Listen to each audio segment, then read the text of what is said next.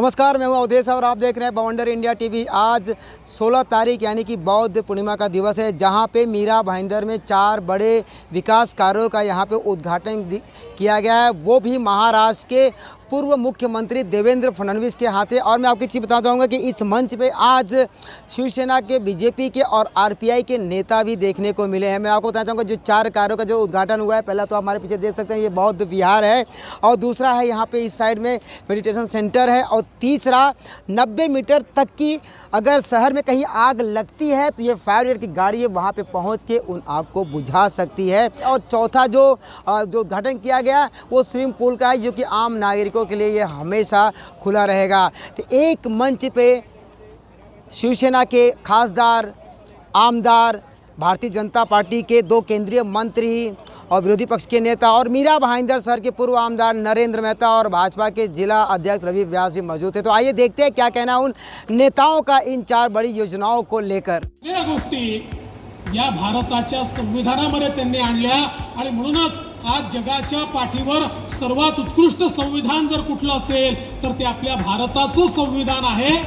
आणि त्या संविधानात भगवान गौतम बुद्धांचा मंत्र आपल्याला पाहायला मिळतोय। धम्म सम्राट अशोकांचं नाव या ठिकाणी दिलंय। आपल्याला माहिती असेल की त्या सारनाथ मध्ये ज्या ठिकाणी खऱ्या अर्थानं भगवान गौतम बुद्धांचा विचार हा प्रसारित करण्याचं काम त्यांनी केलं। आज आपल्या तिरंग्या झेंड्यावर आपल्याला जे चक्र पाहायला मिळतं तेही सम्राट अशोकांचं चक्र आहे। आणि आपण सगळे शासकीय लोक जी 3 मूर्ती मिळवत होती, 3 नाही 4 मूर्ती आहे, ती 3 मूर्ती ही सम्राट अशोकांची दिलेली आपल्याला मूर्ती आहे, जी भगवान गौतम बुद्धांच्या विचारातनं या ठिकाणी तयार झालेली आहे। मला ती संधी मिळाली। इथला आयोगाच्या निसर्गाच्या योजना होत्या, अशा विविध योजनांना आपण या ठिकाणी प्राधान्य दिलं। आज खरं म्हणजे अतिशय चांगली फिल्म आपली या ठिकाणी पाहायला मिळाली। पण मला असं वाटतं आयुक्तांना आणि फिल्म दाखवली, त्याच्या आधीची फिल्म देखील दाखवा। मीरा भाईंदर मध्ये गेल्या 4-5 वर्षामध्ये काय परिवर्तन झालं आहे, हे सगळं परिवर्तन हे जनतेसमोर आलं पाहिजे। आणि कशा प्रकारे शहर आपण आधुनिक बनवू शकलो हे देखील आपल्याला जनतेसमोर आणावं लागेल। मला विश्वास आहे की आताचंही सरकार जे काही या ठिकाणी आवश्यक आहे त्याला कमतरता पडू देणार नाही। आणि निश्चितपणे या मीरा भाईंदर सारख्या शहराला, जे मुंबईचं विस्तारित अशा प्रकारचं शहर आहे, या विस्तारित शहराला एक अतिशय सुयोग्य अशा प्रकारचं शहर म्हणून परिवर्तित करण्याचा प्रयत्न आपण करू।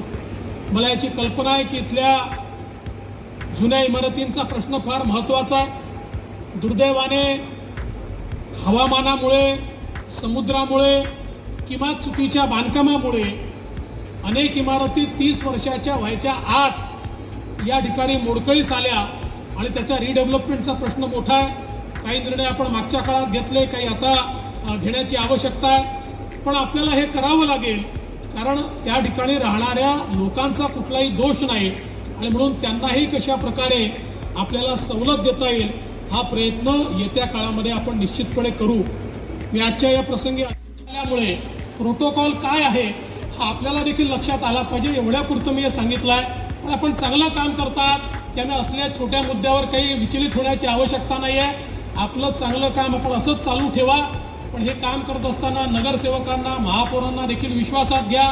त्यांचा अडलेला फंड देखील या ठिकाणी रिलीज झाला पाहिजे, त्यांनाही त्या ठिकाणी सगळ्या प्रकारे काम करण्याची सवलत मिळाली पाहिजे करतो। आणि आपल्या सगळ्यांच्या चांगल्या कामाला मनापासून शुभेच्छा देऊन माझं बोलणं संपवतो। धन्यवाद। जय हिंद, जय महाराष्ट्र, जय भीम। आज बहुत ही पवित्र दिन है, बुद्ध पूर्णिमा है, और इस शहर के सभी बुद्ध समाज की एक डिमांड थी, मांग थी अनेक वर्षों से कि इस शहर में एक बुद्ध विहार बनाया जाए कि गौतम बुद्ध के विचारों से प्रेरणा लेकर आने वाले समय में मानव कल्याण के कार्य हो, ये सोच।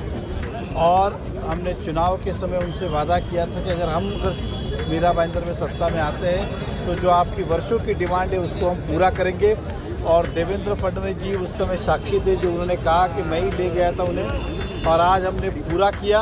और आप देख रहे हो कितना सुंदर एक भव्य दिव्य बुद्ध विहार यहाँ पे बनाया गया है, जहाँ कहा कि महाराष्ट्र में भी शायद ऐसी वास्तु नहीं होगी जिस तरह की वास्तु बनाई गई है।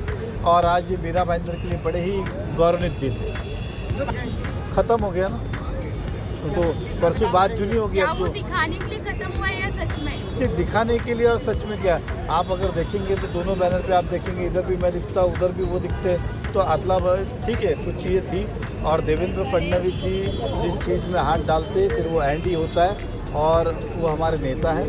उन्होंने सबके लिए अच्छा ही सोचा है और इस शहर को डेवलपमेंट की ओर ले जाना है। आपने देखा कि कितना प्यार इस शहर के प्रति विरोधक भी कहते हैं और हम भी कहते हैं कि इस शहर को उन्होंने भर भर के दिया है। आज जितना आप डेवलपमेंट देख रहे हो तो ये केवल और केवल माननीय मुख्यमंत्री, जब मैं विधायक था और वो मुख्यमंत्री जी थे, मैं जो उनके पास लेके गया कभी उन्होंने ना नहीं कहा। जो बातें आज उन्होंने कहा, मेट्रो हो, पानी हो, तहसील हो, सीपी ऑफिस हो, जो भी हो, ये सब जो है हमारे जितनी भी भारतीय जनता पार्टी के माध्यम से डिमांड गई, उन्होंने इस शहर वासियों को भर भर के दिया है। मीरा भाईंदर शहर के प्रति उनका अलग और विशेष प्रेम रहा है।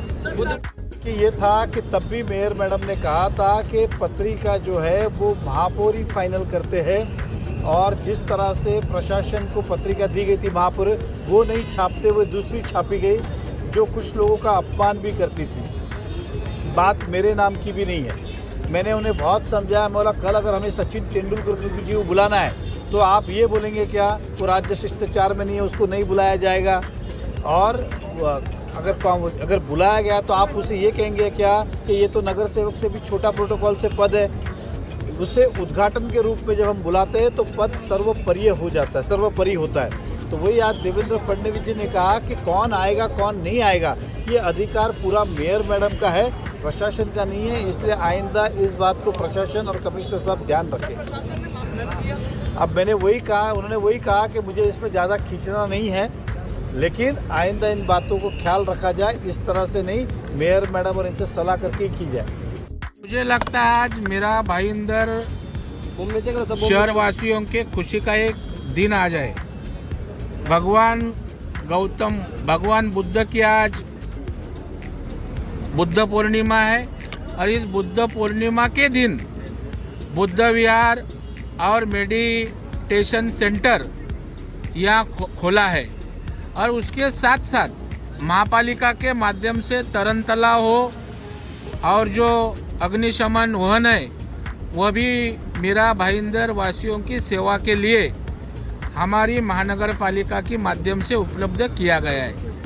हमारी यहाँ की जो मेयर है ज्योत्सना हंसनाळे, आयुक्त और हमारे सारे भारतीय जनता पार्टी के प्रतिनिधि, इनकी प्रयास से देवेंद्र फडणवीस साहब की मार्गदर्शन से गए 5 साल में मीरा भाईंदर का मुख्यमंत्री करते विकास हुआ है, निधि दिया है, और उसी तरह का ध्यान देवेंद्र जी का इस शहर पे है। और इसलिए देवेंद्र जी आज आए और ये सभी चीज़ों का लोकार्पण लोगों के लिए किया।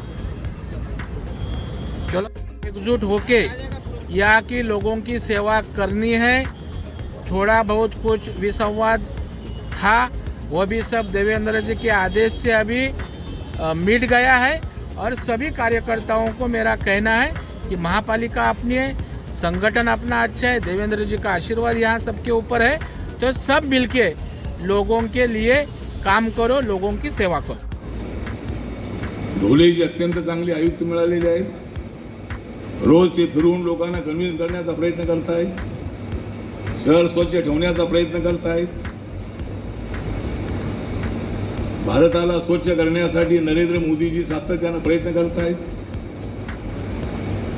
आणि आम्ही सर्वजण पक्ष कुठलाही असो पण देशाच्या विकासासाठी आम्ही सगळ्यांनी प्रयत्न करणं अत्यंत आवश्यक आहे, आणि त्यासाठी आम्ही आपल्या सोबत आहोत। आपण स्कीम पाठवा आमच्याकडे। महाराष्ट्र सरकारला जो काय पैसा पाहिजे असेल, जीएसटीचे काय पैसे तुम्ही सांगताय की ते राहिलेले आहेत, पैसे राहिलेले आहेत, थोडे थोडे देऊ आम्ही, एकदम द्यायला आमच्याकडे पैसे तेवढे पाहिजे।